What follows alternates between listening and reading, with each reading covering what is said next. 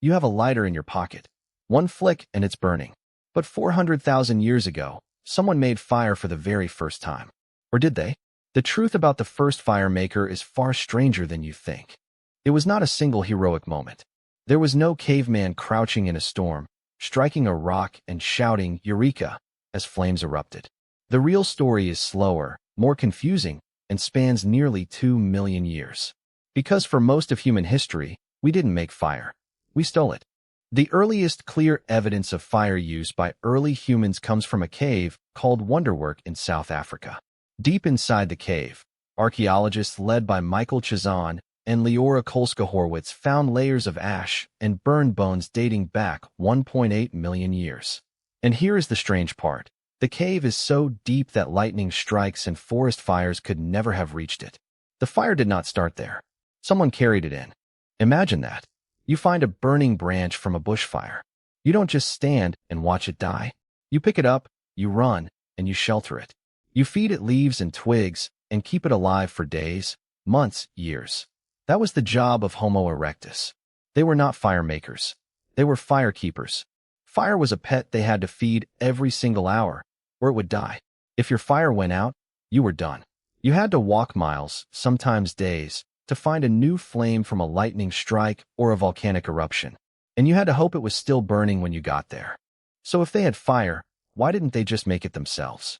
Because making fire is not a simple trick. It requires a mental leap that takes more than just seeing a spark. To make fire, you have to understand that a tiny orange flash can become a roaring blaze. You need to choose exactly the right rocks, flint and pyrite, and you need to strike them at the perfect angle, and you need a nest of dry tinder ready to catch that split-second spark. This is not obvious. This is not instinct. This is high-level foresight. The first solid proof that someone actually made fire, rather than just carried it, comes from a site in Barnham, England. Archaeologist Nick Ashton and his team studied flint tools found there, dated to around 400,000 years ago, and they noticed something peculiar, a distinct, glossy sheen on the surface of the flints. That sheen is called a fire crack pattern, a texture that only forms when flint is struck against pyrite to create a spark. For the first time, we have direct physical evidence of a human striking a rock to start a fire. But here is the skeptic's doubt you might be feeling right now. Surely someone must have figured it out by accident much earlier? Maybe a child banging two rocks together saw a spark and jumped back. Yes, that absolutely happened. But an accident is not knowledge. A single spark in the dirt will die in less than a second. To turn that spark into a fire, you have to already understand what you're trying to do. You have to have a plan. You have to gather tinder, prepare a nest, and create the right conditions before you strike. That is not a fluke. That is a cognitive revolution. And here is the real counterintuitive twist. Even after 400,000 years ago, most human groups still did not make fire. They carried it. In fact, some Aboriginal Australian groups were still carrying live fire embers in the 19th century. They would travel for hundreds of miles with a single smoldering log, never letting it go out, because relighting it was too unreliable. Making fire was a luxury, a party trick, something you did when you had no other choice. So who was the first person?